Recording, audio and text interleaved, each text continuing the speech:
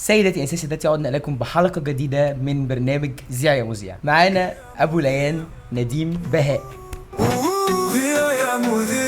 لسه امبارح يعني عرفت معلومة إن أنت أصلا اسمك نديم مش نديم. بص انا يعني قعدت 6 سنين في ابتدائي بستلم شهادتي من عند البنات بسبب حرف الميم ده والنون. بكلمك بامانه والله. واكتر حاجه كانت مستفزياني مش الحرف، ان انا صورتي كانت على فانا إزاي دي نديم وشي مش يعني؟ جامد قوي، فاهم انت، لدرجه ان انا اتحط مع البنات. ازاي دي نديم بس يعني؟ الحمد لله كانت الشنب ده مش جاي معاكم. كانت امي اللي بتروح تستلم يعني، فكنت خلاص يعني الموضوع بيعدي. دلوقتي احنا كلنا عارفين عيلتك الصغيرة اللي عبارة عن مراتك وبنتك. مهم. العيلة الأكبر بقى ايه علاقتك بيهم؟ أو أنت مش قريب منهم ولا لا؟ لا قريب منهم طبعا جدا. بص انا عندي انا عيلتي، يعني انت عايز تتكلم عن ابويا وامي وكده ولا عيلتي؟ باباك مامتك اخواتك. بص انا عماتك. احنا اختين بنات معايا، انا الوسطاني. في ساره اكبر مني بسنتين، وسما اصغر مني ب 13 سنه. دي سبب الضغط والسكر والجلطات وكل حاجه، يعني ربنا يخليها. بحب دي بنت الاولانيه بجد. وبعد كده طبعا بابا وماما الحمد لله ربنا يعني كرمنا موجودين، والدنيا لذيذه بينا الصراحه. وابويا من وانا صغير عودني على حته اللي هو ايه، المسؤوليه، وتحب اهلك وتودهم. يعني حتى ابويا كان عنده قانون كده من وانا صغير، يقول لي ما تدخلش البيت بايدك فاضيه. يعني انا عشان كنت بشتغل من وانا صغير وكده، أيوة. فاللي هو ايه، لما تقبض او ربنا يكرمك ما تدخلش البيت كده ايدك فاضيه، لا يعني كيس جوافه معاك مش عارف ايه. مامتي بتقول لي كده، وعلى فكره عارف حتى لو جبت حاجه صغيره جدا بتتبسط قوي، بتبقى عاده عندك جون بعد اللي كده. جابها بالظبط، دي حاجه حلوه جدا، بتبقى عاده عندك بعد كده. أيوة. انت شايف ان عادي جدا ان انت تبقى في عطاء للناس دي بص امي كمان من بعد الجواز، امي معرفش ليه بقت بحسها بنتي. يعني بقى في احساس كده عارف يجي لك كده اللي هو ايه، امك دي اختك الصغيره، فاهم يعني. انا كنت لسه الصبح بضمنها في البطاقه، دي حاجه انا عمري ما تخيلتها والله، ان انا اروح اضمن امي في البطاقه بتاعتها، فاهم. وسبحان الله لما انا رحت اعمل بطاقه هي اللي ضمنتني، فانا رديتها لها عشان ما يبقاش فيه جميل يعني. انت يا امي طيبه وانا كنت ابن بار برضه، فكده الموضوع ده. انا الصراحه بموت يعني في والدتي، بحب عيلتي جدا الصراحه. بحب عيلتي جدا وبتمنى، يعني انا كل حاجه بتمناها من ربنا ان هم يكونوا كويسين. انا طول ما هم كويسين انا ببقى مبسوط. مفيش جزء من العيله كده بتستلطفوش قوي؟ بص مش بسميه ما بستلطفوش، لان انا بشوف ان ما ينفعش ان انت ما تستلطفش عيلتك. انت ممكن كل الفكره ان انت مش عارفه صح، ما حصلش بينكم التعامل الصح. يعني انا مثلا انا مش قريب لعمامي، بس ممكن عشان كل واحد فينا ساكن في حته وبتاع، بس مش معنى كده ان انا بكرههم او حاجه لا قدر الله. انا قريب قوي لخالاتي، بس دول عشان ساكنين معانا برضو في نفس المنطقه، فكان في الحاجه اللي تخليني ايه، تنمي عندي ده. أيوة. فانا يعني بحب كل قرايبي عموما، اللي اعرفهم واللي ما اعرفهمش، بس انا ممكن الجزء الاقرب ليا من ناحيه قرايب والدتي، خالاتي وكده. العيله الكريمه، الاسره كلها بحبها يعني. هم اللي مربيني. شيرين بقى امتى حسيت ان هي الانسانه الصح، واتعرفت عليها ازاي اصلا؟ بصوا احنا اتعرفنا بطريقه غريبه الصراحه. انا كنت رايح عيد ميلاد واحده زميلتنا في الكليه، كان معانا الشله بتاعتنا اللي هي صاحبتنا دي، وشيرين كانت من الشله التانية اللي هي من صحابها بقى من ايام المدرسه والكلام ده. كنا في سياحه وفنادق. فانا واقف، فاهم انت، لا بيا ولا عليا. انا من النوع اللي غصب عني بركز في التفاصيل، يعني احب طول ما انا واقف ابص رياكشنات الناس عامله ازاي. فجاي ببص لقيت شيرين بتبص علينا، وبعد كده راحت بصه للبنت وقالت لها ايه الشله وراحت شتمه يعني اللي انت جايباهم دول. فانا الصراحه لا، انا ما قلتش كده، عجبني قوي التايب ده. رحت رايح، انا واضح جدا ودايما صريح، رحت رايح لصاحبتي وقدامها ورحت قايل لها ايه الشله، نفس الجمله اللي هي قالتها اللي انت جايباها دي، ورحت باصص لشيرين. فشيرين راحت بصلي وراحت ماشيه. زعلت الصراحه من نفسي، قلت ما كانش ينفع اعمل كده. بعدها بفتره بعت لها اد، ما قبلتوش. انت زعلان لما بتقول ما قبلتوش، حسيت بقى بقله ذوق، رحت قافل الاد، رحت بقيت لها الاد تاني. لا ما انا بحب اصالح الناس، مش حد يزعل مني معلش. قبلته الصراحه، رحت داخل قلت لها ازيك عامله ايه، هاتي رقمك. انا قلت لك انا صريح، انا واضح. ضحكت وما ردتش، فرحت رحت ضاحك. هو مش انا اللي من الشله اللي انت بتتكلم؟ ما انا لسه جايلك في الكلام، انا بقول لك انا واضح. رحت ضاحك ورحت قايل لها فين الرقم. قالت لي عايزه ليه، قلت لها هتعرفي ان شاء الله قدام. لا واضح وزنان يعني، انت واضح جدا. ما اديتهوليش برضو مش هينفع. طب هي اديتهولك دلوقتي ولا لا ما اديتهولي بقى، ما في ما بينكم طفله دلوقتي؟ اديتهولي لما قعدنا، ما هو ده اللي عجبني يعني. حسيت ان هي ايه، مش قصدي هي شيرين من النوع اللي هي عادي بتتعامل مع الناس عادي ومحترمه وكل حاجه، بس اللي هو لا، العشم ياخدك تزعل. خلي بالك اللي على نفسك. وانا الموضوع ده بيحمسني اكتر، فبقيت تنح شويه. اه وبعدها بفتره عادي بقى اتقابلنا، يعني قعدنا في كافيه كلنا مع بعضينا، كنا اصحاب واتقابلنا بالصدفه، ولقيتها الصراحه شخصيه سلسه كده وحلوه، مش متصنعه، مش عايشه الدور. انا بحب الناس اللي هي ايه الواضحه، اللي هو انت بتشوفهم مش هو بقى بابي جاب لي بابي باين- صفرني لا مش فكره بابي، كان هي باين عليها هي عايزه ايه، بتعمل ايه. يعني شيرين مثلا اللي هو اي حاجه بتجاوبك بكل تلقائيه، مش بتتصنع حاجه، مش بتبين لك ان هي فاهمه في حاجه. فالموضوع عادي، مش انسان طبيعي، يعني حد بيبقى طبيعي. النوع اللي بقى غريب الايام دي.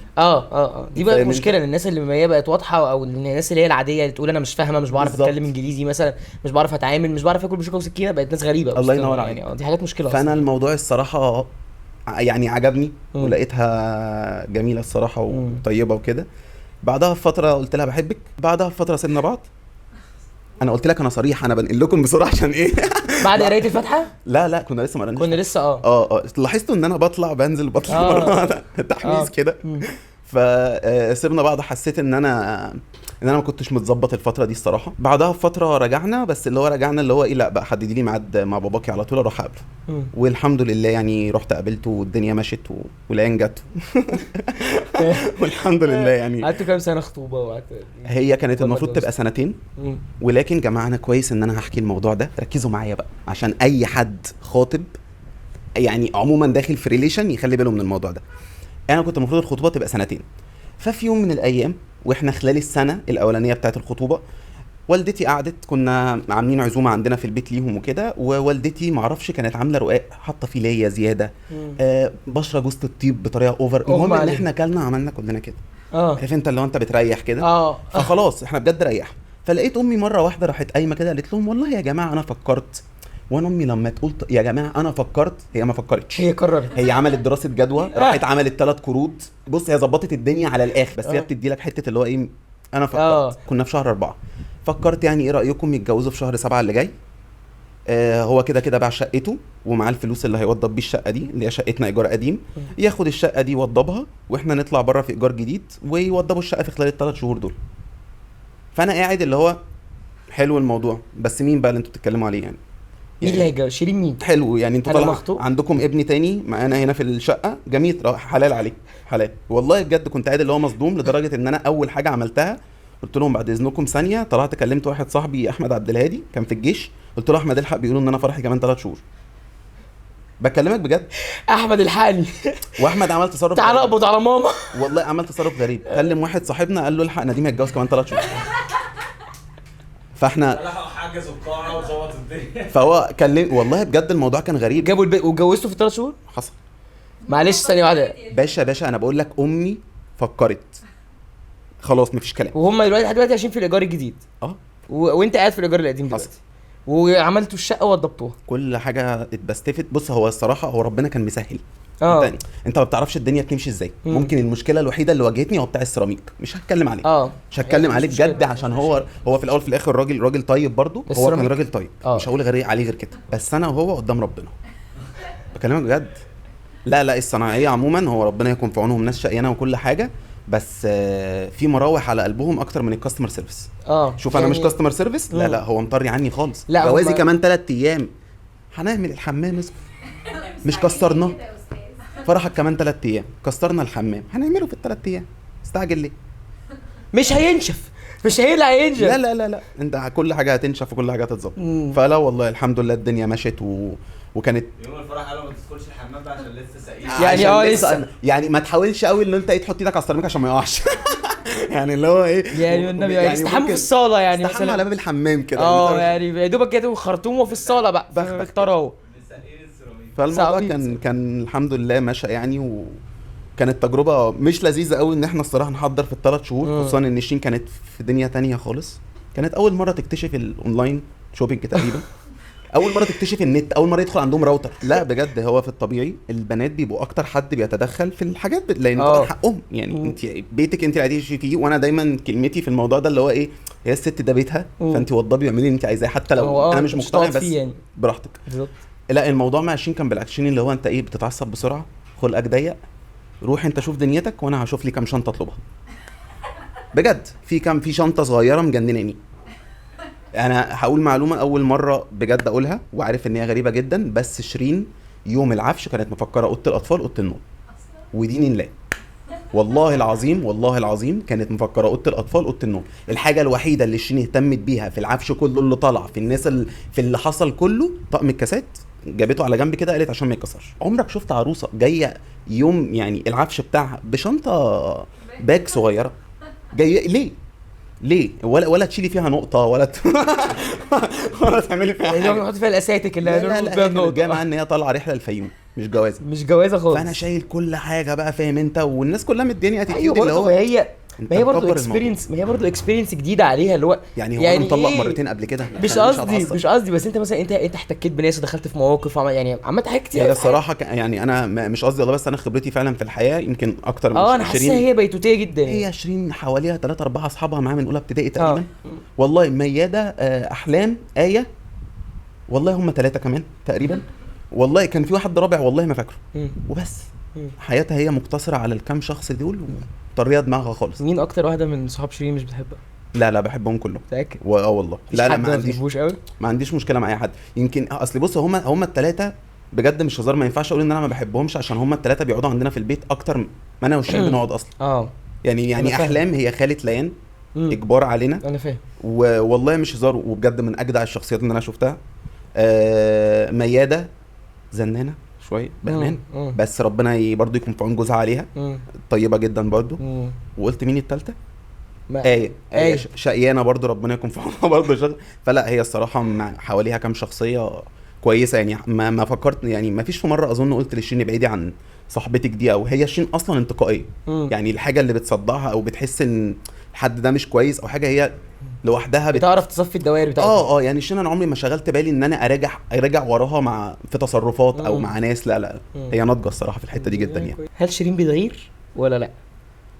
بتغير يعني. ما فيش حد ما بيغيرش. الغيره الاوفر ولا لا الغيره لا انا ما عنديش مبدا الغيره الاوفر لسبب مش مستاهله.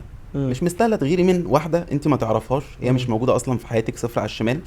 وانت عارفه اخري ايه يعني. انا اتجوزتك فاهمه وخلفنا، اعمل لك يعني اكتر من كده اثبت لك ايه اكتر من كده ان انا بقى والله. وجايب لك صالون 5 قطع بجد والله. اعمل لك اكتر من كده وجايب لك كنبه ولا كراسي اكتر يعني. لا ده انا كنت من الناس الاخيره اللي جابت الصالون بجد، ما حدش يجيبه. عندي واحد استعمال 35,000 اخلص الدنيا بجد. لا والله الدنيا الكنبه اكتر ولا الكراسي اكتر في الصالون؟ الاثنين زي بعض يعني. كنبتين كرسيين الباف البتاع 5 قطع 5 ده كده 6 خلي بالك. لا يعني انا برضو مش عايز اتكلم يعني 5 عشان الحد. ماشي على فكره احنا عندنا زرار اسانسير جوه البيت بقى، خلي بالك بقى عشان هو صاحب العماره مش عايز اتكلم بقى. انت ابوك حلو والله. عايز اناسبه. تعالى قلت لك خد موكه انت مش راضي تصدق يا ابني. انا هاخدها اعمل بيها مش مشكله. المهم قلد لي بقى شيرين وهي بتغير. هي بجد يعني مش عايز اقول لك ما بتغيرش، بس ما بتديش الاتيتيود فعلا اللي هي حاجه. يعني هي ممكن تتكلم يعني تقول لي ايه ادخل رد على البيت دي بص كاتبه لك ايه، وعادي هي جايه بتقولها لي بهزار، فاهم؟ تفضل تعمل لي كده والله العظيم. من يعني مثلا من اوضه الليفنج لحد ما توصل لي بص بقى رد على البيت ده عشان فاهم. فبلاقي في حاجه داخله عليا كده بتعمل كده بعد 3 4 بنات مركبه رقبه يا عيني وبتقولها بهزار. يعني الصراحه الموضوع مش بيبقى لان هي عارفه اصل اللي بيعمل لي كومنت او بيهزر هو مش يعني فاهم انت مش تامر حسني يعني مش ماسك ايدك فاهم يعني. لا وانا مش تامر حسني عشان يتغار عليا يعني. لا يا عم الموضوع بسيط يا عم انا عارف. بص انا عربيه انا عارف العربيه اللانوس. انا مقدر نفسي كعربيه لانوس، وكلامك بامانه والله جميله اللي هي حلوه وفي نفس الوقت مش حلوه قوي اللي هي تجز منها وبتستحمل. اهم حاجه بتستحمل. فالموضوع بسيط يعني مش مستاهله بجد ان احنا دماغي انا مش بفهم ليه واحده عاقله يعني بجد ربنا مديها زوج او حد بيحبه او اي حاجه تغير من واحده هي اصلا مش موجوده في حياتها.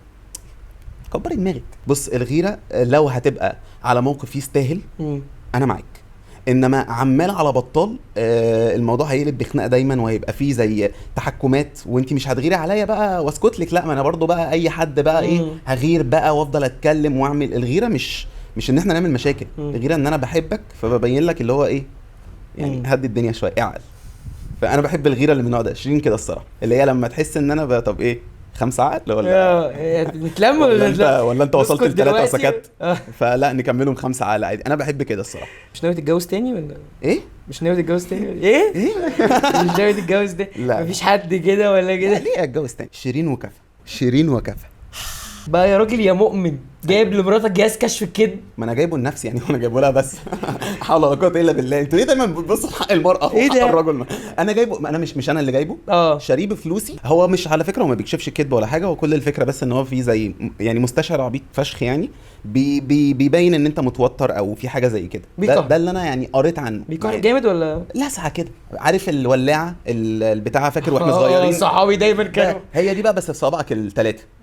هو انا ما كنتش اعرف هو في نوعين، فايبريشن والالكتريك. انا والله ما كنتش اعرف ان انا مشغله على الالكتريك، بس بعد كده الصراحه شغلت على الالكتريك. طب وليان ما جربتوش تشوفوا جهاز كده؟ جربت والله، هبقى اوريك الفيديو، بس طلعت ايديها صغيره فما كهربتش. لا بص، انا بعمل لان اللي هي خلاص انت شبهك شبه والله. انا حاسس ان البنت دي بتتعرض لابيوز في البيت، حاسس ان انا تعبانه بيها. لا مفيش ابيوز، في ويجز. ايه ثانيه معلش استني بس، انا بقول له حاسس ان البنت دي بتتعرض لابيوز في البيت، قال لي لا في ويجز. ابيوز ايه بس يا عم؟ اتكلم عربي يا عم بقول لك ساكنين في الفلك تقول لي ابيوز. نزلت اجيب لان من يومين، طلعت بقى 3 ادوار وخليتها تطلع دورين وهي شايله الشنطه وده يقول لك عندنا ابيوز، قال لك وعندي ويجز ولا شايف. اختك لو جت فعلا هي اللي هتحس بابيوز. ايه احساسك اول ما عرفت انك هتكون اب؟ اول مره ولا تاني مره عرفت فيها ان انا اب؟ لان كان في حمله قبل يعني ما اكيد يعني لا لسه موجود، احنا بس مخبيينه بجد والله. انا هي والدته قلنا نجمده في الفريزر 2 ونطلعه. لا اقفلوا بقى. في جزء هو مش مدرك ان في جزء نكد، هو مش عايز يخش معايا في المود. يا جدعان ما تدخلوش في نكد والله العظيم، الدنيا حاجه. ايه رايك؟ طب بالذمه بص، هي كانت على فكره يعني انا والله ما اعرفكيش، بس انت كنت جايه مش في المود، شكل البطيخ كان مضايقك. بص شفتي تخيلي بقى حر ونكد. ايه يا عم في، خليه في الشتاء نبقى نعمل جزء تاني. خلاص مش هنكد. علاقتك بليان عامله ازاي؟ وازاي استقبلت الخبر انك هتبقى اب؟ وعشان انا وانت عايشين في نفس الكيس، كل واحد فينا عنده اخت اصغر منه باكتر من 10 سنين او 15 سنه، حسيت بنفس الاحاسيس معاها ولا احساس الاخت حاجه واحساس البنت حاجه تانية؟ بص، هو اساسا كان في حمله قبل ليان، ماشي، ده مش ناس كتير تعرف. احنا اتجوزنا 17/6 2/7، مبروك المدام حامل. فانا بجد خدت الخبر باسلوب وحش جدا، كان رد فعلي اسوأ رد فعل في التاريخ. ويعني بجد شيرين لو ما كانتش عاقله احنا كنا عادي اتطلقنا ساعتها من رد فعلي. بس انا رد فعلي ما كنتش زعلان، انا كنت خايف من المسؤوليه، اللي هو انا لسه معيش الماديات اللي تظبط حاجه زي كده. انا مش عايز، يمكن الحاجه اللي انا بتمناها من ربنا، انا مش عايز لان تطلع محرومه من حاجه. مش بقول لك ان انا عايز ابقى غني، مش بقول، بس انا عايز اللي هو انت ايه نفسك في كذا هجيبهولك، حتى لو مش النهارده هجيبهولك. فانا كنت لسه يعني لسه بقى طالع من التوضيبات والفرح وبتاع، ولسه راجع الشغل. كنت اخدت اسبوع اجازه ويا دوبك لسه راجع الشغل اول اسبوع، ففي بقى تارجت متاخر عليا وحوارات وبتاع. فاليوم ده انا كنت راجع ومخنوق جدا وعامل مشكله مع مديري في الشغل كبيره قوي. فرجعت، كنا عند والدتي بنتغدى عندها، وبعد ما خلصنا اكل لقيت بقول لشيرين معلش هاتي لي كوبايه ميه. فلقيت شيرين داخله عارفين اللي هو التتينه السكاته بتاعت الاطفال، داخله في سكتين على البتاعه الصينيه وكوبايه ميه في النص بتديها لي. فانا بجد انا باخد انا بصيت للمنظر وباخد الكوبايه، وفي دماغي بقى من كتر بجد ما انا عملت لاج، يا نهار اسود 2. رغم ان اكيد اي حد انت مش هتعرف، ده انت لسه يعني بقالك اسبوعين، مين انت عشان بقى تعرف كل ده في اسبوعين؟ انت بس انا اتخضيت ولقيت مره واحده بقى، انا شخص اصلا ما بحبش المفاجآت اصلا يعني. فلقيت مره واحده بقى جوز اختي كان برضو قاعد، نديم احساسك بقى ايه وانت اب؟ ولقيت ابويا مبروك يا حبيبي، راح قام حاضني، مبروك على ايه؟ جبنا عربيه ولا ايه؟ حد قال لك ان انا اترقيت في الشغل؟ بجد كنت خايف.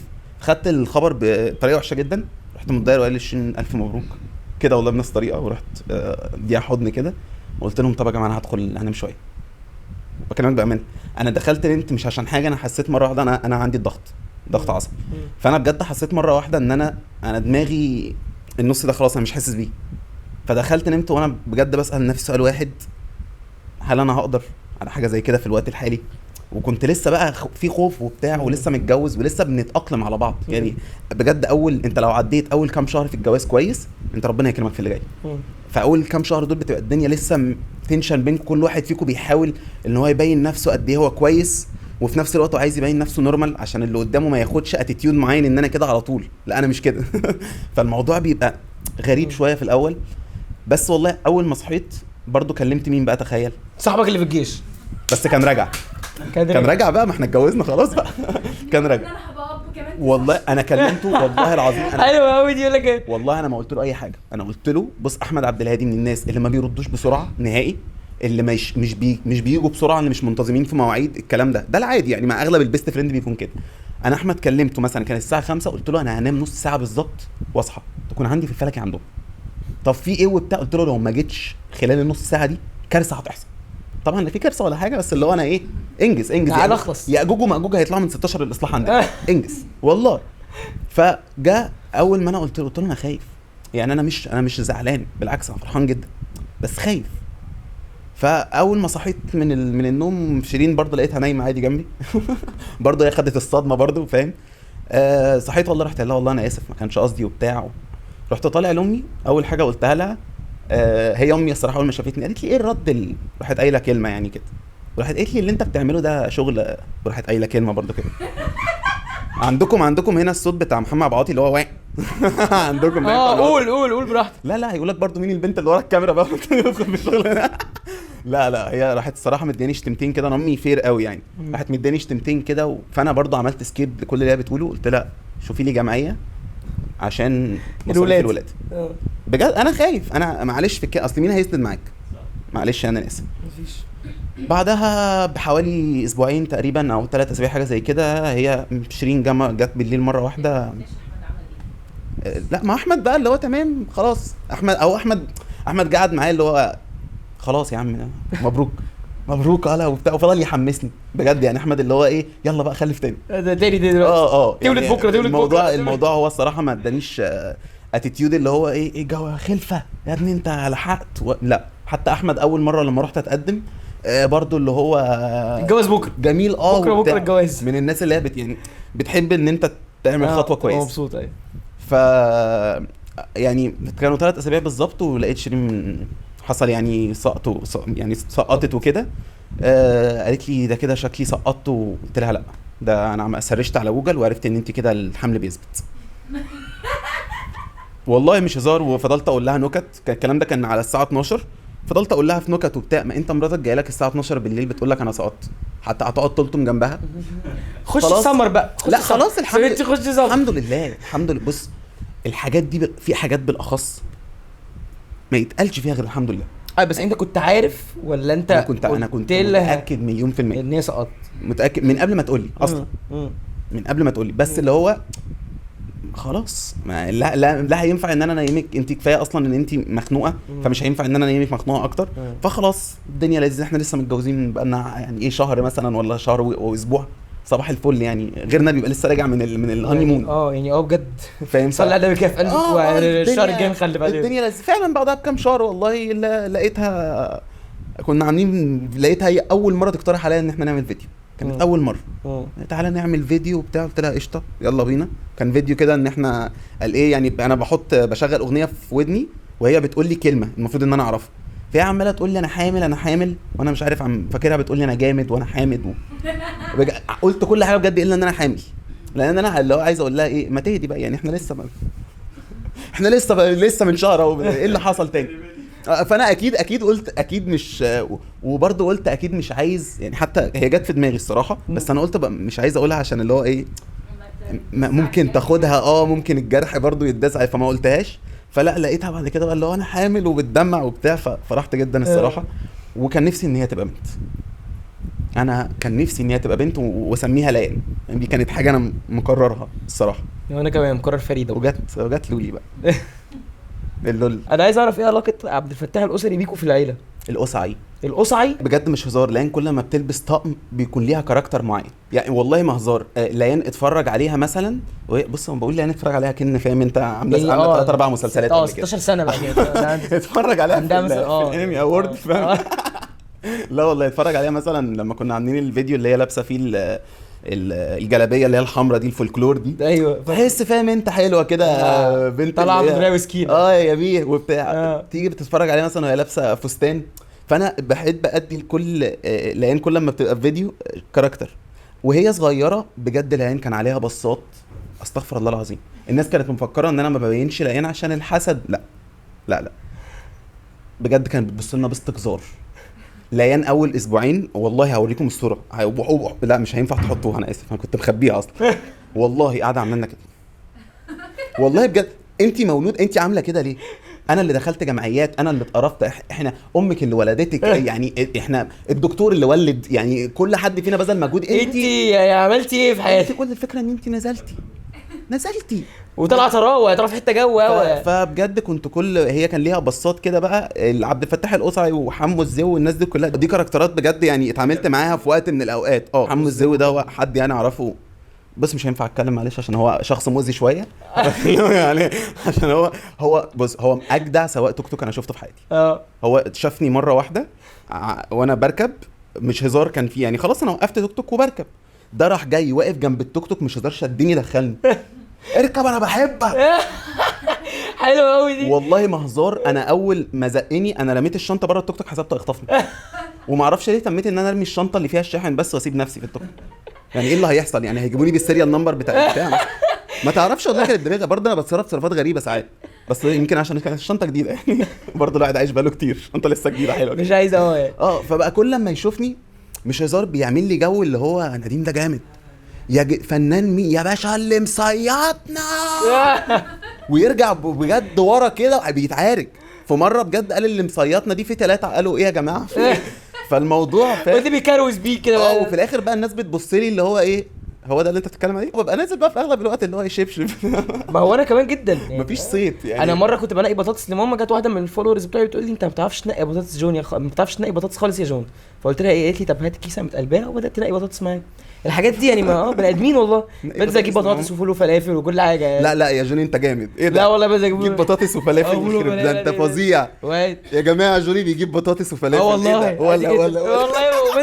والله وبنزل السوق عادي يخرب بيت كده ما تهزرش. جماعه الضيف بيعتدي عليا بيقول لي ولا وايه انتوا جايبيني مع واحد بينزل بس بتنزل في الاسانسير يا انت عشان بتنزلوا على رجلك تمام. طب والله انا في الدور ال 18 حضرتك اعمل ايه يا صاحبي؟ انا اتولدت في ابو سليمان، اتربيت في صلاح الدين، رحت الفلكي. اياك تقارن نفسك بايه. مش هقارن نفسي بيك، بكلمك بجد. خد المعلومه دي مفاجاه ليكم احنا قعدنا 4 سنين على المعجون في الفلكي، كان عندنا بوتاجاز ابو عين واحده، قصه كفاح. بفرح خلي بالك والله بالحاجات دي، بس انا ايه بتضايق بقى لما الاقي واحد فاهم انت واحد هو كل مشكلته مثلا ان عمته ساكنه في ابو خروف. مش مشكله انا بروح ابات عندها. احنا في عندنا ناس في العيله فرحانين ان هم ساكنين نقلوا لابو خروف دلوقتي احنا عرفنا ان انت حد عاقل جدا جدا. الحمد لله. حد يتخانق مع مراته علشان شراب بطوط؟ بص يا صاحبي عشان شراب بطوط؟ بص يا صاحبي انتوا كنتوا توصلوا للطلاق بالموضوع ده. انت ممكن تشوفه شراب بطوط، انا شايفه شراب. انا احكي لك الموقف شبه ما حصل بالظبط. فاضيين نحكي عشان برضو ما تفتكروش ان انا ايه ان انا اوفر. انا طلعت الطقم متظبط كل حاجه تمام، رحت قايل لها فين الشراب بتاع بطوط، كنت انا حاطه على السرير تمام. تروح رايحه جايبه لي الشراب بتاع مرسوم عليه بيتزا وتقول لي طب البس ده. احنا ممكن ما نكملش القصه؟ بتكلم بجد. انت بجد يعني انا كنت طالب ايه؟ انا طالب بطوط ديزني مش طالب بيتزا. ليه تجيبي لي شراب فعلا؟ فانا حسيت في اللحظه دي ان انت بتستهيفي الكلام. وبعدين يا صاحبي هقول لك حاجه برضو، انا هفوتها في الشراب ممكن بقى بعدها بشويه. مثلا انا عايز اكل كذا بالظبط، عايز اكل كذا مثلا، لا في كذا في الثلاجه، لا طلب يبقى محدد من الاول. بس بعد كده الصراحه لقيت ان انا بيتنكد عليا في الاخر، فما بقتش فارقه بقى، ده البس شرابات بيضه عموما بريح نفسي، بلا بطوط بلا حوارات خالص. يعني انا لو مكانها يعني ممكن اخلع خالص والله. انا فوتت لها حاجات برضه. يعني ايه مثلا لو انتوا مثلا بجد كانت حصلت مشكله ما بينكم وباباها جه فانت بتقول له عمي جابت لي شراب البيتزا بدل شراب بط. طيب في العموم انا ضد مبدا يعني مهما المشكله كانت كبيره لا ما نوصلش ان حد يدخل وبتاع، خلي الناس في بيوتها قاعده متضايقه مع بعضها واحنا نتضايق في البيت مع نفسنا. اصلي ليه اجيبك انت عندك مشاكل في حياتك، اكيد انت مش قاعد مبسوط في المالديف، يعني انا في الفلكي هو الراجل في العصفر، فما فيش فرق في المشاكل بيننا كبير، اجيبه عشان يحل لي مشاكل؟ والله ده عايز اللي يروح له. الله يكون في عونه حمايه برضه. الله يكون في عونه. مش قصدي حاجه على حماتي دي ست الكل، انا قصدي ضغوطات الحياه يعني. متاكد؟ ايه اكتر حاجه بتحبها في حماتك؟ بص اصيله وجدعه قوي قوي قوي قوي بشكل ما تتخيلوش، وبجد من الحاجات اللي بشكر ربنا عليها ان هو وقعني في او رزقني يعني من معنى صح بالعيله دي. طب انت في البدايه ما كانتش بقى اللي هو غيران على بنتها؟ مش لا خالص. كانت ما حكيتلكش القطه في الاول؟ لا بص انا ابوها وامها لحد وقتنا هذا ما تقاليش كلمه اللي هو من الكلام اللي هو بتاع ايه بتاع الحموات او الابهات الكلام خالص. الرخم ده. انا الراجل حتى لما رحت قعدت معاه وانا بتقدم كان سلس جدا وكان طيب جدا. جيت اقول له انا شقتي في الحته الفلانيه، قال لي انا ليا دعوه شقتك فين ولا كام متر، هي شقه هنروح نتفرج عليها وهي المهم ان هي تبقى مبسوطه بيها. حماتي برضو ست طيبه جدا وجدعه جدا، كانت برضو طول ما احنا بنوضب عايزين تعملوا حاجه اعملوها، عايزين تقفلوا اوضه وما توضوهاش دلوقتي اعملوها. الموضوع كان سلس الصراحه، الموضوع كان فجميله بحبها. لاف يو جورجيا. طب وحماك ايه نظامه يعني؟ ما ينفعش اقول له لاف يو سولوم واعمل له كده. بقول لك حماية راجل. اعتبرها وصلت، اعتبرها وصلت. هو حبيبي يعني. ايه حوار عمليه البواسير ده في البيت ليه الموضوع كبر قوي انتشر؟ بص انا اللي حصل، انا من النوع اللي هو بحب اشارك الناس. ايه، انا هشاركك اتيتيودي في الموضوع اللي انا فيه، بس مش لازم اقول لك الموضوع اللي انا فيه. يعني انا بقى ايه، حاجه فاني انت هتشوفها وخلاص. فانا عملت بالونه معده عايز اخس عادي، عملت فيديو وانا بهزر وبتاع قبل العمليات وكده. وبعد العمليه انا ماشي، مفيش حد بيعمل بواسير بيقوم يمشي بعدها. ده جامد، ده جامد، عمرها ما حصل. فانا لقيت مره واحده الناس في الكومنتات بواسير بواسير بواسير. شفتوا ايه؟ شفتوا ايه؟ مين اللي شاور لكم؟ مين اللي قال لكم؟ مين اللي شاور على بجد؟ وفي حد بجد كان عامل ريبلاي ده، انا عملت له بلوك وبان. ليه بقى؟ لان ده مضر بجد، مضر بالسمعه ومضر بالصحه. قال لك ايه؟ لقيت هي حد كاتبه، واحده كانت كاتبه هو عمل عمليه البواسير ولا لا، فحد ولد راح رادد عليه عمل لها ريبلاي عملها. انا تمريض وبقول لك عملها. ايه تمريض؟ شفت يعني حد شاور لك ايه؟ حد بعت لك حاجه اير دروب؟ قال لك نديم يا قمر يا بودو بتاع ايه؟ والله. فرحت طالع قلت لهم لا يا جماعه والله العظيم مش انا، والله قلت لهم لا مش انا خالص، يعني الحمد لله انا مسطول. الو مساء الخير، مش مستاهل. استاذه شيرين. استاذه شيرين عايزين نسالك كام سؤال كده ونشوف اجاباتكم زي بعض ولا لا. يا لهوي ماشي. المهم، يلا مستعده. هل نديم بيغير؟ لا مش بديله فرصه اصلا، يعني بيغير بس ما انا ما بعملش حاجه يخليه غير ان هو يعمل خناقه يعني. يعني كل واحد عارف اخر التاني فين. وايه حوار ان هو بيحب يطبخ الفجر ده وانتي بتكوني ايه يعني؟ مش فاهم ايه قفلتي، يعني ايه قفلتي المطبخ؟ هو مش الراجل هو اللي جايب الشقه؟ ده اصلا بيبقى عايز ياكل بسله الساعه 2 بالليل و3 بالليل وبشاميل. فرقت في ايه بسله 2 بالليل من واحده الظهر؟ انا مش فاهم، هي مش نفس المعده بجد والله. وانا بحط معده ثانيه قبل ما انام. انا عملت الغدا مش هناكل تاني خلاص. بمناسبه السؤال ده، انتوا عاملين غدا ايه النهارده؟ مكرونه بشاميل. بشاميل. طب مين ينفع اجي اكل معاكم؟ طبعا. والنبي تعالى والله بجد والله تعالى، اصل انا ما بقتش باكل كتير. يا لهوي. طب انا جاي صحي ليان. صح. صحي اصلا. بص انا مش في البيت وعارف كل حاجه، عارف طبخين ايه اللي ينصحي ولا انا. انت مسيطر بقالنا ساعتين اهو. بص مسيطر جامد بصراحه بقى. غيرتك اوفر ولا عاديه؟ بص على حسب هو قال ايه. طيب لا بصي، هو رد كويس. عايزين بقى نشوف اجاباتكم. هو مش، بص هو الصراحه هو مش بيعمل حاجه يخليني، بس انا بغير يعني في ناس معينه ما مش ببقى مرتاحه لهم، فبقول له زي مين بقى؟ لا مش هقول مين يعني عيب يعني انت طبعا علاقتك بالناس. بص يعني رغم كده بتحافظ على احترامها مع الناس، بحس ان هو بيعمل حاجه غريبه فبقول له، فهو بصراحه مش بيكلمهم تاني، بس في بعض الاحيان يعني بتبقى لحظات كده يعني. انا عندي سؤال معلش. يعني انت جاي يوم العفش بشنطه على ظهرك، يعني ايه؟ ازاي يقولي الحاجات دي؟ يقول حاجات ايه ده احنا يعني احنا قلنا كل حاجه. بص هقول لك حاجه، انا ما كنتش عارفه المفروض العروسه بتروح بايه. انا كنت فاكره ان هو عادي مشوار ساعتين وهيخلص. مشوار يعني ما اعرفش ان الموضوع عفش بيتك مشوار ساعتين وهيخلص بجد. سوري لو رايحه تجيب باليرينا من شارع الجلاء هتقولها بحماس اكتر من كده. طب يعني هو عندي سؤال معلش. يعني انت دلوقتي في الحمل الاولاني انت كنتي حامل صح؟ جبتيله صح فعلا. في الحمل الاولاني كانت حامل صح والله. اصل انا على قد جدا في لا يا جدع قد كده ساعه التلفزيون ده قد الدنيا والله. دلوقتي انت جايبه له كوبايه ميه، جايبه له 2 تيتينا ليه؟ ما الراجل اتخض 2. بص هو اصلا مش انا اللي جبتها. بص انا اقول لك، انا رحت لمامته فتحت لها سكه تتكلم كده وانا عايزه افاجئ نديم، فجوز اخته كان موجود، فانا كلمته قلت له انا ما لقيتش اجيب اي حاجه، هات لي اي حاجه من الصيدليه تدل ان في بيبي، فهو لقى ان في عرض على الاثنين تيتينا بدل واحده راح جايبهم. صحيح. انت ازاي جبتي بقى الجرأه بعد ما كان رياكشنه الاولاني ما كانش احسن حاجه؟ ازاي عرفتي تفاجئيه تاني وانتوا تصوروا فيديو وتعملوا حاجه شبه كده؟ يعني ازاي جبتي القدره انك تقدري تعملي كده؟ ما انا اقول لك بقى، ما هو انا الرياكشن الاولاني اللي كان وحش ده، انا اصلا لما هو عمل الرياكشن ده انا كنت عايزه انام، قلت هنام شويه وبعدين اصحى اشوف هو متضايق ليه. اشوف اللي عامل المنكد علينا ده، انام بس. والله العظيم زوجة احلى زوجة في الدنيا والله. ما قرأتش والحمل ما جاب، فانا دخلت في اكتئاب بقى كتير قوي، فهو يعني من الاكتئاب اللي انا دخلت فيه هو اصلا ما كانش عارف يعمل ايه. فلما جه بقى حمل العيال ده انا كنت يعني، هو كان فرحان عشان انا هخرج من الاكتئاب اللي انا كنت فيه اصلا، مش عشان هو عايزة تحمل.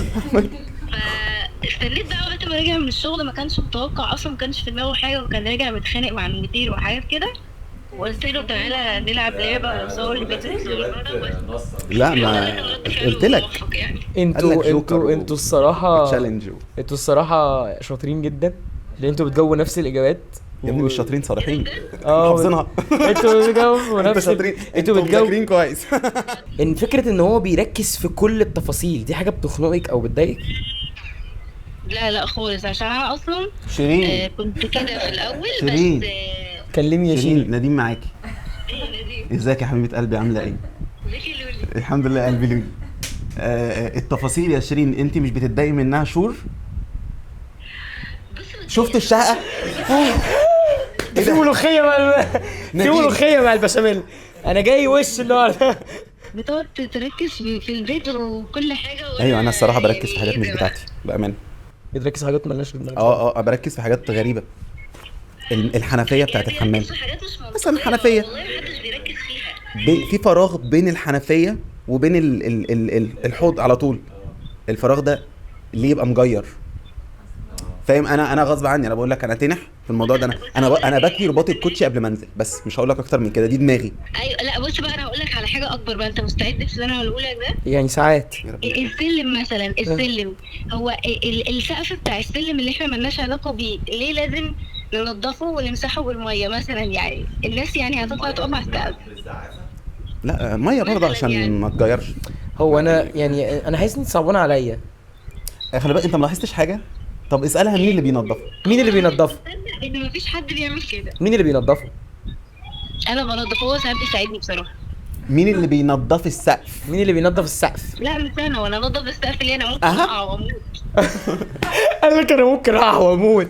افرض مت دلوقتي مين هيراقب نديم؟ انا بطلع على الترابزين والله العظيم اروح ماسك الزعافه ودب دب دب. ايوه انا بحب النظافه، مش وسواس بس راحه نفسيه.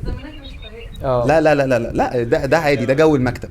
لا عارفه جو البيت، لو انت بتدخلي تلاقي مثلا في مثلا قرآن شغال، اضاءه هاديه، البيت جميل متنظف، في ريحه بخور، مش راحه نفسيه كده. مش ناويه تقول لنا يا شيرين علاقته بمامتك وباباكي عاملين ازاي؟ عمر لا حلو جدا بجد. لا حلو قوي اصلا علاقه مامتي ونديم ملهاش غير جوزها. يعني مريبه، تحسها علاقه اتنين صحاب اكتر. لا جوجة وفعلا بيفضل يقول لها يا جوجة، ما بيناديش باسمها. بيقعد يقلدها. على فكره حماتي نسخه من بكيزه الدرامالي. مش هزار والله، بنفس الاتيتيود. ايه يا شيرين الببرونه اللي انتوا جايبينها للبنت دي 200 جنيه وقرف، فيهم 500 اللي عمتك جايبها لك من دبي. والله عارف، بس عسل بطريقه فاهم انت فكاهيه يعني مش. المهم احنا اتبسطنا جدا، وانا هستنى طبق المكرونه بتاعي ايوه والله. هي تقع عندك؟ لا للاسف. ايه ده، انا بحبها قوي بامانه. تقع مش معانا. شفتوا حد كده يقول لك تقع بحبها قوي وبتاع. مش ليه من بدري، انا بحبها قوي. والله للاسف ما جاتش. لو جت والله كنت جبناها وجينا لكم. والله المره الجايه بقى كده واعمل لكم بشاميل. ده بجد. خلاص معزومين يا جماعه يوم نعمل بشاميل عندنا. خلصت المرتب راح يا شيخ. بشاميل عزم الكرو كله ورقاق سلطه طحينه بقى. طحينه بحب الطحينه جدا. ايه؟ لا انا بحب اعمل قوي. انتوا جايين على نفسكم ليه كده؟ انا بعشق سلطه الزبادي، انا ممكن احطها في سندوتشات عادي. خلاص. لا اعمليها وهاجي اكلها. شيرين بتعمل سلطه زبادي بسبب بدون سبب في البيت. ما هو قال لنا على طقم الكاسات اللي انت اهتميتي بيه، بس ما اهتميتيش باي حاجه يوم العفشه غير طقم الكاسات عشان ما يتكسرش. الراجل كان بيرميه يعني، ده كان غالي قوي والله. طيب يا شيرين احنا محتاجين نقطع معاكي بعد كاسات المطبخ، احنا محتاجين نقطع معاكي. شكرا. احنا نروح نكمل حلقتنا وحياه اسعد الفتره الجايه ان شاء الله، وربنا يكمل لكم على خير بقى وتخاوله يعني. دلوقتي بما اني معاك في نفس المجتمع اللي احنا عايشين فيه ده، هل فعلا الناس على السوشيال ميديا هم الشلل؟ وهل انت جربت ان يبقى ليك شله وارتحت او لا؟ الصراحه لا، ما جربتش ولا مره، لان انا عارف اخرتها. احنا اصلا مش صحاب. فاحنا ممكن نقعد مع بعض قعده حلوه، نهزر، نتكلم، تجاملني تجيلي في مناسبه، اجاملك، اكلمك لو حصل لك حاجه لا قدر الله، عادي. انا احب التعامل ده قوي. نفيك ان احنا اصحاب وبيست فريندز عشان الريتش، لا يعني مش عايز الصاحب اللي انا كل ما اقابله لازم ان احنا نتصور واعمل له تاج ويروح هو مشيره عنده في الستوري عشان الناس لا لا، ما احبش كده خالص. وعلى فكره انا اعرف ناس في السوشيال ميديا كتير وكلهم محترمين، كلهم ناس زي الفل، بس احنا مش صحاب بيست فريندز، فمش هفيك ده. هي اغلبها في السوشيال ميديا، مش هقول شلل، بس هو الجو ده حلو على فكره، يعني ان انت برضو يكون عندك شله. يعني انا والله ساعات بشوف فيديوهات ناس عاملاها وبتاع، بقول والله نفسي والله يعني يبقى عندي شله ونعمل الكلام ده وبتاع، بس في الاول في الاخر بلاقيها بتختم معاهم بمشاكل، ومش عارف ده انا عملت الفيديو ده وجاب ريتش عندي اكتر، ولما مش عارف نزل الفيديو عنده وبيني وبينك برضو ببقى عايزر. انا لو عملت معاك فيديو نزلته عندي ضرب، جاب فيوز وبتاع مش عارف ايه، انت عملت معايا فيديو نزلت عندك ما جابش، ابسط كلمه هتقولها ايه؟ نديم عنده انا ظبطت له الدنيا وعليت له، عندي ما جابش حاجه، لا الفيديو ما كانش وحش، احنا نعمل فيديو تاني. فالموضوع بيقلب ان هو مصلحه مش صحوبيه. فانا لا، ليه مصلحه وصحوبيه؟ خلينا على البر احسن، وكلنا اصحاب واخوات والناس حلوه وعسل خالص. ازاي تبقى توكسيك في 10 ثواني سواء بقى مع صاحب ايه كملش، تكون قليل الادب، تكونش متربي. كلامك ليه سميتوه توكسيك؟ انت بتشتمني ليه؟ انا مالي؟ لا بوجه لك المعلومه. اصل ليه بجد والله سميتوه توكسيك؟ هو انا بشوف ان اي تصرف بيطلع من الشخص التوكسيك هو تصرف شخص ما شافش رباية. يعني مثلا لو هنتكلم مع البارتنر، هو هتلاقيه مثلا دايما بيكون في تجاهل وقت ما هي مثلا بتكون محتاجاه، هو دايما حاطط نفسه في الاولويه. وقت ما بيحتاج ان هو بيتكلم، او مش هنقول البارتنر، تصدق هو مع كل الناس بيبقى كده. هتلاقيه وقت ما هو بيعوز جون، هو بص هيتشقلط، وجون لازم يبقى عنده دلوقتي، وجون لو وراه 30,000 حاجة لازم يركنهم كلهم ويروح للشخص اللي بيحبه ومش عارفة ايه. كذلك برضو لو هو معاها كده، هتلاقيه ما بيقدرش، هتلاقيه اناني جدا في كل تصرفاته، لازم هو اللي بيحب ان يكون الاتنشن عليه اكتر. يعني شوف انت في ايه، هو اجمل، هو في اعلى منك. فاهم؟ انا تعبان، انا بموت، انا امي ماتت، انا لقيت ابويا وامي انا لقيت، انا جايبيني اول امبارح من الملجأ اصلا، انا ما حدش يعرفني في العيله. فدايما في فاهم انت، انا هعلي عليك. فالدنيا مش كده، انت كصاحب او كبارتنر انت موجود علشان خاطر تكون سند للشخص اللي معاك، تحبه، تشجعه، سواء صاحب او سواء متجوزين او مخطوبين او اي حاجه من الحاجات دي كلها. احنا مخلوقين عشان خاطر نقف جنب بعض، مش عشان خاطر يعني تخيل بجد والله العظيم لو الدنيا بجد تخيل لمده 10 دقايق ان احنا كلنا واقفين جنب بعض، صاحبي والله كلها هتشتغل، وكلها هتبقى مبسوطة، وكلها هتشوف صحابها، وكلها مش هتبقى شايلة من جواها في حاجة. 90% من الناس اللي بيكون فيه شيل وحقد وبتاعه عشان مش لاقيين حد واقف معانا. انا دايما برضو مقتنع، دايما بقول لكل صحابي ان احنا ربنا خلقنا في حياة بعض عشان نسهل الدنيا على بعض. بالظبط، هو ربنا يعني كان عايز نخلقنا كل واحد يعني لوحده، كان خلقنا على فكرة كلنا نفس الطبق بالظبط، او نفس الاتيتيود او نفس كنا خلاص كل واحد هيتعامل بس. تقولش توكسيك يعني، قول ابن الوعي. بص احنا عندنا سؤال اسمه سؤال الجوكر، بنبقى جايبينه من حد من عندك في البيت. هي شيرين اكيد مش من ليان في بيتك انت. ليان هي اللي انت ما حدش يتوقع. ليان خلي بالك، ليان اللي قال السؤال. دلوقتي انا هوريك صورة حد، صورتك معاه، وتقول لي حابب تتكلم عنه ولا لا. ولو مش عايز، احنا عارفين ان انت عندك وسواس النظافة، فاحنا عاملين لك تشالنج، يا تجاوب على السؤال ده بعد ما تشوف الصورة، يا اما تكمل الحلقه باللي احنا هنكمله، يا اما تكمل الحلقه بالتشالنج اللي احنا هنقوله. لا انتوا جايبيني اظبط لكم الدنيا بالمجان. لا يا عم هتكلم ان شاء الله. وريني الصوره. حبيبي والله حبيبي، ربنا يمسيه بالخير يعني ويوفقه. والله يا حبيبي، والله ما هزار. لا اتكلم عنه طبعا، لا والله كان من الشخصيات الكويسه ان انا اعرفها قوي. يعني انا عمري اصلا ما كان ليا اصحاب كتير خالص، يعني انا ممكن ليا معارف، بس صحاب انا ما بعرفش ان انا اطلع اللي في قلبي لحد او اكشف اللي عندي يعني لاي حد. فانا مثلا في الكليه طلعت بحوالي هم 3 4 صحاب الحمد لله اللي ربنا كان كرمني بيهم. كان الشخص ده منهم؟ كان اساسي. يعني برضه وصل لي ان انت لحد دلوقتي ما كرهتوش. ما انا ما بكرهش خالص. بص انا ما كرهتش في حياتي كلها غير شخصين، ودول هبقى اقولهم لك لما الكاميرا تقفل، ما ينفعش كده اقولهم لك. بس انا ما بكرهش ليه؟ ايا كان الوحش اللي انت عملته معايا كان في حلو وقضينا وقت لذيذ وبتاع. انا ممكن زعلان اخد على خاطري منك، شايف ان الموضوع اصلا ما كانش ليه لازمه، فاهم يعني؟ ده الصراحه اللي زعلني، اللي هو ايه، ما انا ما فيش وقت والله اعمل صاحب تاني. هي كانت الناس كلها شايفاه اللي هو شخص متكبر واجريسيف، مش بيعرف يتعامل مع الناس. انا كنت شايفه شخص اللي هو انت كبير على الفاضي، انت طيب قوي وجميل قوي واللي في قلبك على لسانك كده فانا كنت حابه جدا وما زلت الصراحه، يعني مش بقول لك انا قلت لك ان انا ما كرهتوش يعني، بس مره واحده والله ما اعرف يا عم ايه اللي حصل والله. امتى حسيت انك عايز تمشي من العلاقه دي، مش عايز تكمل فيها؟ بص هو الموضوع باختصار ان انا عرفت ان هو قال عليا حاجه، وانا الحاجه دي كنت عارف ان هو قالها، انا كنت سامعه اصلا وهو بيقول، بس عملت نفسي عبيط. بص انا شخص ذكي جدا، بس اكتر والله مش قصدي، والله مش بشكر في نفسي، بس انا اكتر حد يحب يعمل نفسه عبيط عشان الدنيا تمشي. طول ما بص انا لو قلت لك 3/4 مشاكلي مع الناس بسبب ان انا مركز معاهم، مش اكتر ولا اقل، وبركز في حاجات ممكن مش بتاعتي يعني ما تخصنيش.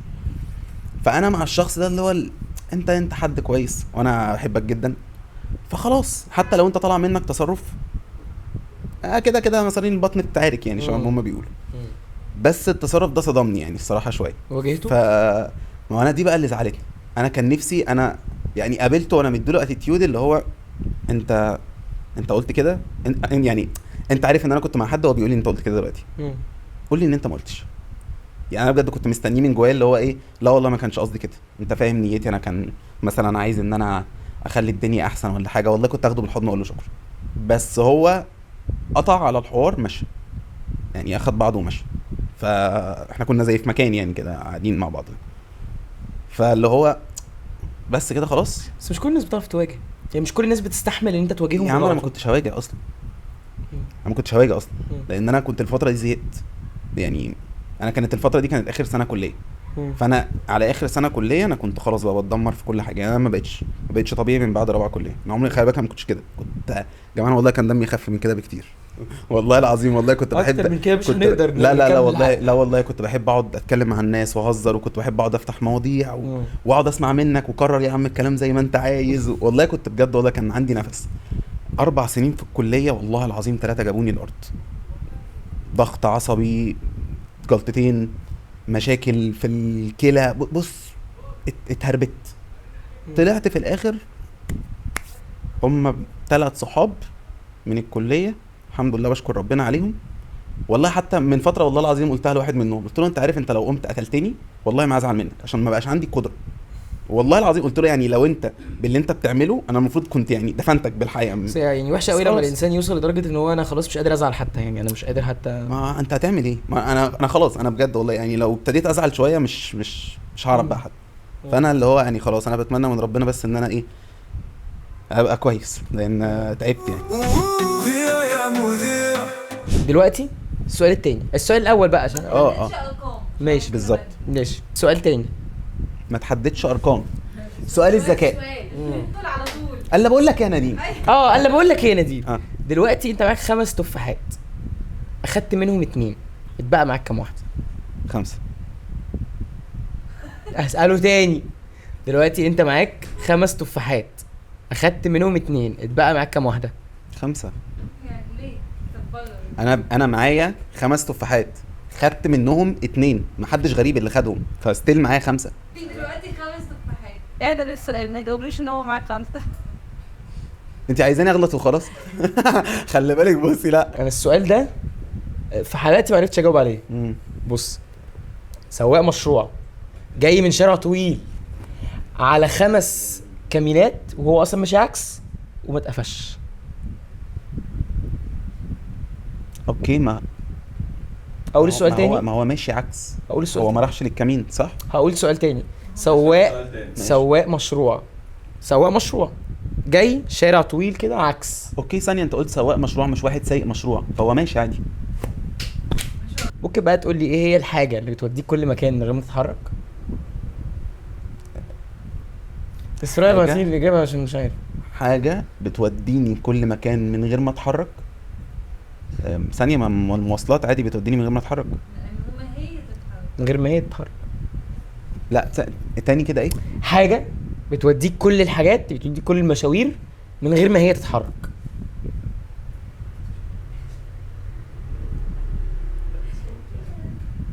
هو اصلا مش عارف على فكره، انا متاكد مليون في الميه، بس عشان كده بقى انا زنقه. اصبر. هو انا جاوبت في الحلقه اللي فاتت معانا. على فكره انا مجاوب 3. على فكره انا مجاوب 3 من 4. يعني انا جامد anyway.